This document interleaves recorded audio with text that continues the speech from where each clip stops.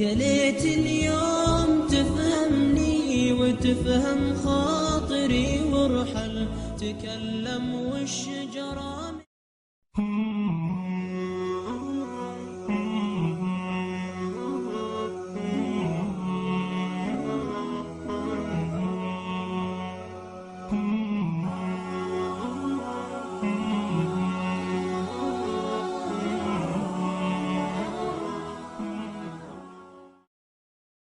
এত সহি সহি হাদিস গ্রন্থ থাকতে তাবলিগ জামাত ফাজাইলে আমলের তালিম করা ভুল হচ্ছে কিনা, বিষয়টা আসলে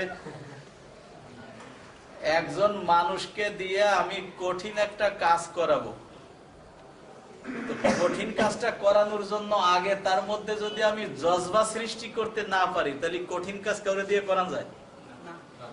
ইসলামের হুকুম আহকামগুলির ধরনও দেখেন। মক্কি জীবনে সিরেফ মাত্র নামাজের হুকুম আসছে, তাও শেষ মাথায় যাইয়া মক্কি জীবনের শেষ খাতে।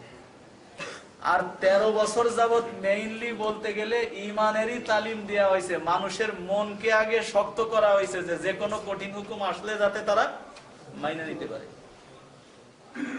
এই 13 বছর যাবত কিন্তু চলছে হলো ইমানের মেহনত। এরপরে যখন ইমান পাকাপুক্ত হয়েছে, এবার যে কোনো আমলের কথা আসলেই মাইনে নিতে পারে, তখন একের পর এক আমলের হুকুম জারি করা হয়েছে। এখন একজন মানুষের ইমানের দৃঢ়তা নাই, কাজের লাভ ক্ষতির তার ভালো বুঝ নাই, এই মানুষটাকে যদি আমি আমলের উপরে উদ্বুদ্ধ করতে চাই, তো প্রথম ছোটে যদি আমি তার সামনে পেশ করি যে শীতকালে রাত 3টার সময় ওইটা ঠান্ডা পানিতে ওযু করে তারপরে তাহাজ্জুদ নামাজে দাঁড়াইতে হবে,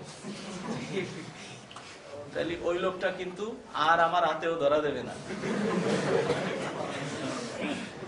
যে লোকের কৃপণতায় হাতের পানি সরে না, এই লোকরে যদি আমি বলি যে তোমার 1 কোটি টাকা আছে, এর থেকে 2.5 লাখ টাকা গরিব মিসকিনকে দিয়ে দিতে হবে, ওই ব্যক্তি কিন্তু ধারে বেরবে না। এরে দিয়ে যদি ওই আমলগুলি আমার করাইতে হয়, তাহলে আগের কাজ হলো কি, একদিকে বর্ণনা করতে হবে যাকাত আদায়ে লাভ কি, অপরদিকে বর্ণনা করতে হবে যাকাত আদায় না করলে ক্ষতি কি। এই দুইটা দিকই যখন আমি তার সামনে বর্ণনা করে করে তার মনের মধ্যে একটা স্থান করে নিতে পারবো, তখন যাকাতের হুকুম সে সহজেই পালন করতে পারবে। তো ফাজাইলে আমল হলো যে মানুষটা আমলের উপরে উঠতে পারে নাই, তাকে আমলের উপরে উদ্বুদ্ধকরণের জন্য হলো ফাজাইলে আমল। এই কাজ তো বুখারী দিয়ে হবে না, এই কাজ তো ফাজাইলে আমল দিয়েই হবে।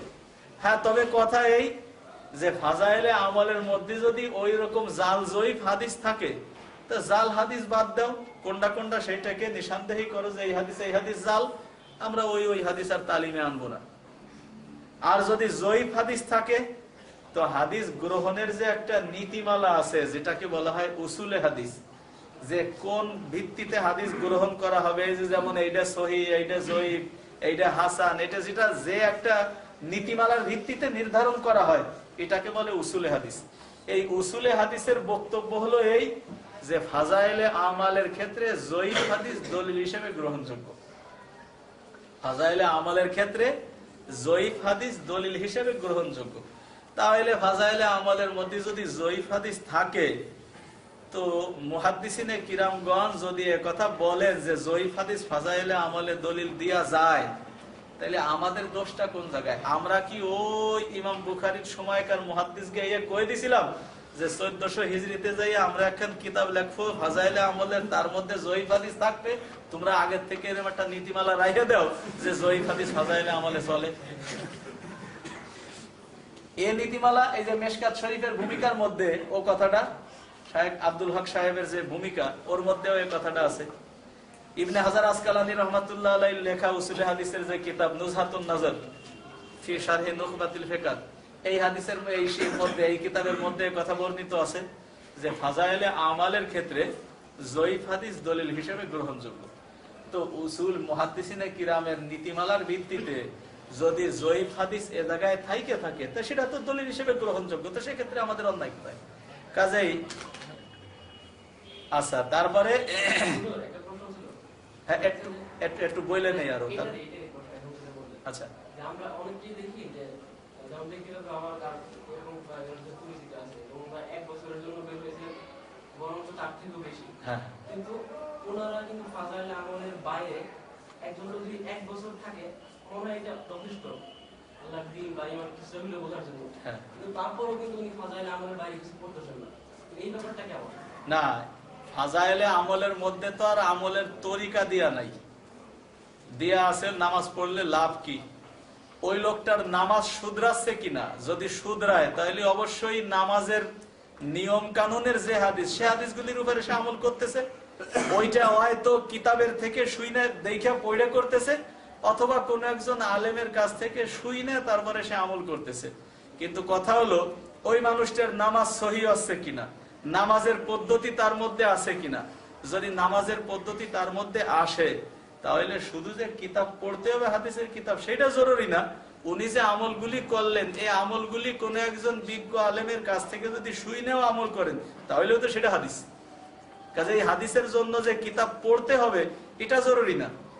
পড়নেওয়ালা ব্যক্তিরা, এই যে কিতাব লেখা হওয়ার আগ পর্যন্ত হাদিস আসছে কিভাবে, মুখস্থ বক্তব্য দিচ্ছেন আর একজনকে, উনি আবার হেফজ করছেন, হেফজ করে উনি আবার শুনেছেন আর একজনকে।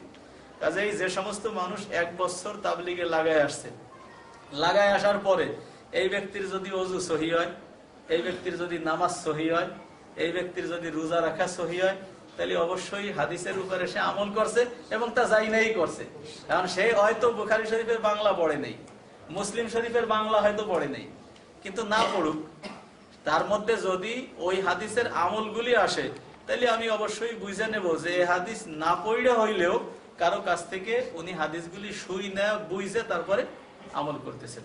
হ্যাঁ, এরপরেও যদি কোনো ব্যক্তি আরো এলেম শিক্ষার উচ্চতরের দিকে আগাইতে পারে আমরা তাকে উৎসাহ দিই, তবে অবশ্যই সেটা কোনো বুঝমান আলেমের তত্ত্বাবধানে থাইকে কিতাব পড়ে পড়ে আগায়।